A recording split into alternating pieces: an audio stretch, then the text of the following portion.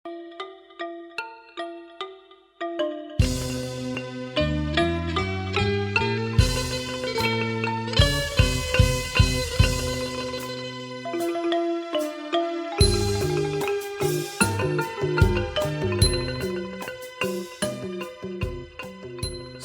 ស្វាគមន៍និងសូមជម្រាបសួរដល់បងប្អូនសាជាថ្មីម្ដងទៀតផងដែរដែលចូលមកកាន់ Channel YouTube ខ្ញុំបាទវិជ្ជរិនជាទីមេត្រីថ្ងៃនេះដែរខ្ញុំមកបង្ហាញអំពីទស្សនវិជ្ជានៅខាងព្រែកសឿឃុំសឿស្រុកមង្គលបរិយខេត្តបន្ទាយមានជ័យចែកជូនបងប្អូនឲ្យឃើញអំពីទេសភាពនៅតំបន់នេះនាពេលបច្ចុប្បន្នដោយសារតំបន់នេះពីមុនក៏ជាតំបន់ទឹកចំនួនជនលិចខ្លាំងដែរហើយវីដេអូដែលខ្ញុំបង្ហាញដំបូងដែលទឹកចំនួនជនលិចខ្លាំងគឺនៅទីនេះតែម្ដងបាទតែឥឡូវនេះយើងក៏លេចមកមើលទស្សនវិជ្ជានាពេលបច្ចុប្បន្ននេះទឹកអត់ទាន់មានជាបញ្ហាទេហើយយើងក៏លេចមើលទស្សនវិជ្ជាដែលខ្ញុំបានបង្ហាញនៅវីដេអូមុនហ្នឹងនៅខាងបាទខាងស្ទឹងបាទស្ទឹងសឿស្ទឹងចំណោមស្ទឹងនេះទឹកឡើងខ្លាំងមែនទែនតែចំណុចនេះអត់ទាន់មានទឹកដែលធ្វើឲ្យមានបញ្ហាដល់ការលិចលង់ទេបាទឥឡូវខ្ញុំនឹងបង្ហាញអំពីទស្សនវិជ្ជានៅតំបន់នេះចែកជូនបងប្អូនឃើញអំពីទេសភាពនៅឆ្នាំ2022យ៉ាងនេះបាទនាពេលបច្ចុប្បន្ននេះឥឡូវទស្សនាទស្សនវិជ្ជាដែលខ្ញុំបានបង្ហាញដែលមានរូបភាពជាបន្តបន្ទាប់ដូចតទៅបាទ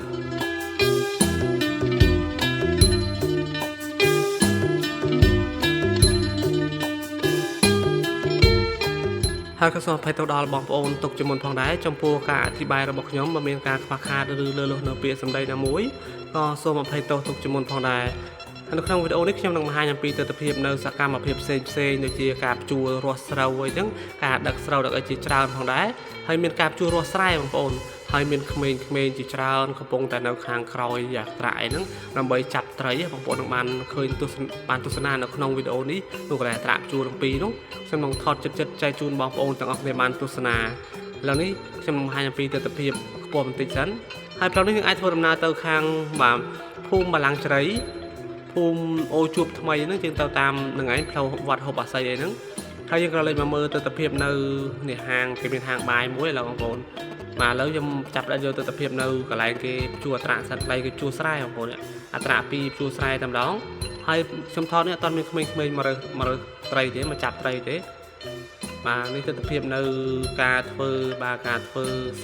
ស្រែស្រូវរបស់បងប្អូនជាកសិករខ្មែរយើងនាពេលបច្ចុប្បន្នឥឡូវគេជួសតាអត្រាក់អាគោយ័ន្តអត់មានដូចសម័យមុនទេសម័យមុនប្រើគោអីចឹងគោសម្រាប់ជួអីមកហិតតាមមួយរ៉ៃអីរំទៅហើយមិនងាយទេបងប្អូនចឹងអត្រាក់ជួមួយថ្ងៃចូល100ហិតតាមក៏បានដែរបងប្អូននេះបាទឥឡូវខ្ញុំបន្ទាបដ្រូនសិនហើយស្រូវនេះគេទៅតែច្រូតថ្មីទេច្រូតថ្មីរាស់ថ្មីជួថ្មីតែម្ដង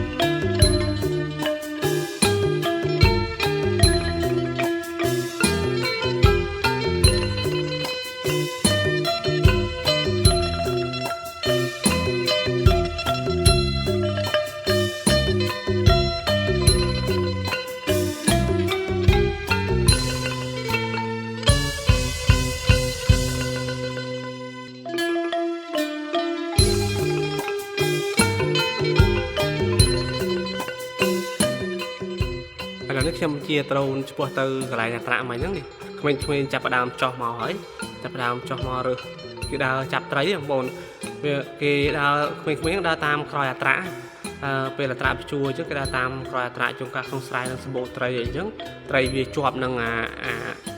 បាទផាលអាត្រាក់ហ្នឹងវាអាចពុលជួនកាលក៏ងាប់អីចឹងបងប្អូនអញ្ចឹងក៏ក្មេងៗចាប់ផ្ដើមមករោត្រីហើយមុនបងគ្មានតែមីងអាល់កុហុលមកទេគាត់ដើររើសម្នាក់ឯងពេលឥឡូវនេះក្មេងៗចាប់ផ្ដើមចោះមកវាយលុកហើយវាយលុកដើម្បីរោត្រីមីងនឹងរត់តាន់ទេបាទចាស់ម៉ាច់មិនតាន់ក្មេងៗទេដូចក្មេងៗវាហ៊ានបងប្អូនវាហ៊ាននោះវាទៅទៀតវាទៅនោះវារត់ទៅខាងក្រោយអាត្រាដល់ពេលអញ្ចឹងពេលវាត្រូវត្រីភ្លាមវានឹងអាត្រីនោះវាពុលក៏អាចងាប់មកក្រោយអាត្រាហ្នឹងវារើសតែម្ដងនេះទៅនេះឃើញចាប់ដើមរត់ទៅបាទឃើញអាត្រាហ្នឹងរត់ទៅនេះព្រូតែម្ដង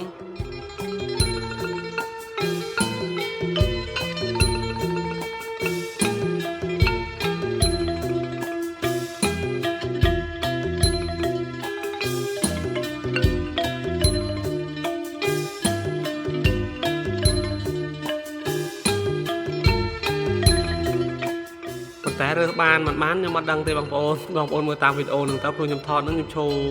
រៀងហាលថ្ងៃដែរអញ្ចឹងខ្ញុំមើលវីដេអូខ្ញុំយកវីដេអូមករៀបចំដើម្បីចែកជូនបងប្អូនទាំងអស់គ្នាបានទស្សនាហ្នឹងក៏មករៀងតូចអេក្រង់ទូទាស់ខ្ញុំវាតូចក្នុងកុំព្យូទ័រខ្ញុំវាតូចអញ្ចឹង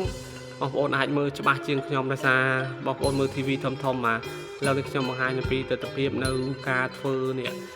បាទធ្វើស្រែបងប្អូនជួស្រែបាទកសិកម្មបាទហើយកសិកម្មនេះក្មេងៗដើរហើយនេះមករើសអីមករើសនឹងបានអត់ទេនេះបងប្អូនអាចមើលបានហើយឆ្អិតបានទេមើលទៅនេះ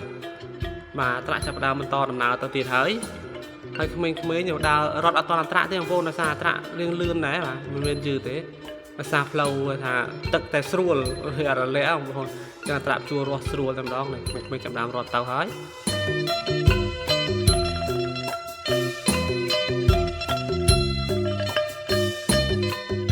ជួនកាលរើសបានត្រីរើសបានខ្យងរើសនោះក្នុងមានដូចមានត្រីមានខ្យងមានអីចឹងបានក៏រើសបានហ្នឹងក៏យកទៅផ្ទះហើយចឹងហើយខ្ញុំក៏ដឹងទីតាំងផ្ទះក្មេងៗហ្នឹងនៅខាងភូមិឃុំណាដែរខ្ញុំអត់បានសួរដោយសារមានក្មេងៗនៅឈរចិត្តខ្ញុំដែរគាត់កំពុងតែឈរមើលខ្ញុំបង្ហោះដ្រូនដែរទឹកនេះដូចទឹកសមុទ្រចឹងបងប្អូននេះឡើងស្លាយឡើងខៀវតែម្ដងនេះពណ៌បៃតងតែម្ដង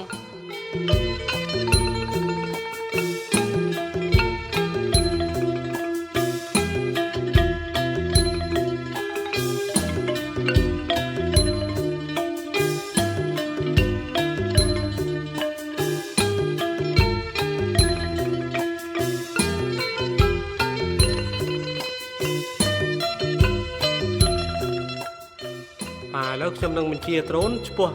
បាទទៅខាង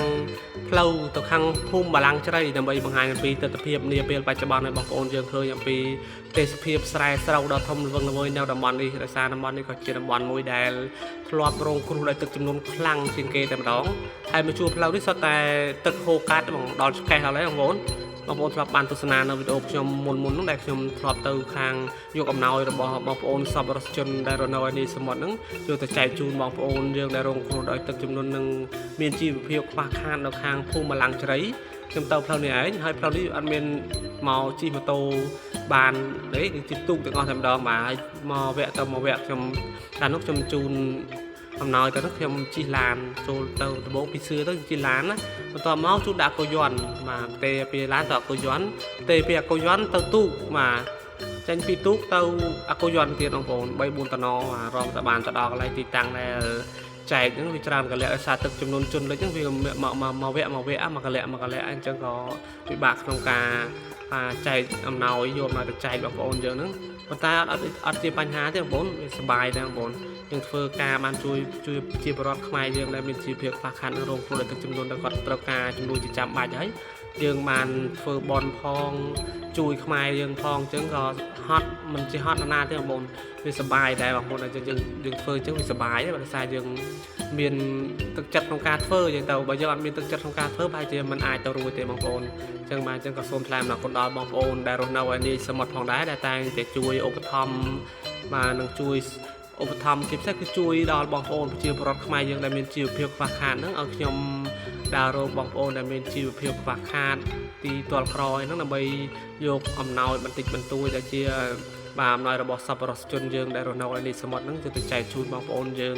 គ្រាន់ដោះទុកមួយគ្រាដែរបងប្អូនបាទឥឡូវនេះយើងក៏លេខមកមើលទស្សនវិជ្ជានៅវាស្រែវាស្រោដ៏ធំល្វឹងល្វើយនៅតំបន់នេះកន្លែងខ្លះក៏ច្រូតហើយនោះនៅខាងនោះច្រូតច្រើនតែម្ដងចំណែកនៅប៉ែកខាងនេះអត់ទាន់ច្រូតប៉ុន្មានទេ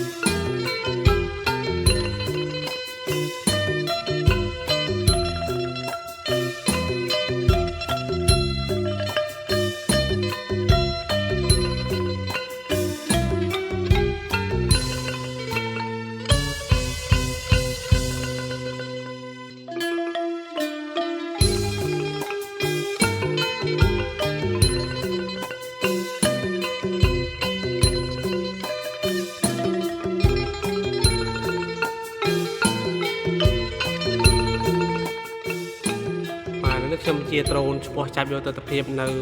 តំបន់នេះតែបន្តិចទៀតទេខ្ញុំនឹងបញ្ចប់វីដេអូបាទវីដេអូនេះមានរយៈពេលតែ14នាទីជាងទេអញ្ចឹងវីដេអូខ្ញុំបាន13នាទីកន្លះហើយបាទអញ្ចឹងវីដេអូខ្ញុំក៏ជិតដល់ទីបញ្ចប់ផងដែរក៏សូមថ្លែងអំណរគុណដល់បងប្អូនទាំងអស់គ្នាផងដែរដែលបានចូលរួមទស្សនាវីដេអូយើងខ្ញុំតាំងពីដើមរហូតដល់ទីបញ្ចប់ហើយក៏សូមជូនពរដល់បងប្អូនទាំងអស់គ្នាសូមមានសុខភាពល្អតណាមកណាជួបតែសុខសុវត្ថិភាពតាមផ្លូវ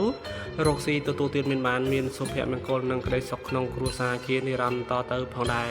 កុំភ្លេចរងចាំទស្សនាវីដេអូថ្មីជាបន្តទៀតផងដែរខ្ញុំនឹងចែករំលែកទស្សនវិជ្ជាផ្សេងនៅប្រទេសកម្ពុជាយើងជាបន្តទៀតចែកជូនបងប្អូនទាំងអស់គ្នាបានទស្សនាជារៀងរាល់ថ្ងៃ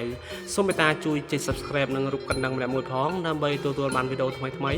ក៏ដូចជាការផ្ដល់កម្លាំងចិត្តដល់ខ្ញុំបានដើម្បីផលិតវីដេអូថ្មីចែកជូនបងប្អូនទាំងអស់គ្នាបានទស្សនាជាបន្តទៀតផងដែរពេលនេះខ្ញុំបាទវិជ្ជរិនក៏សូមអរគុណបាទសូមជម្រាបលា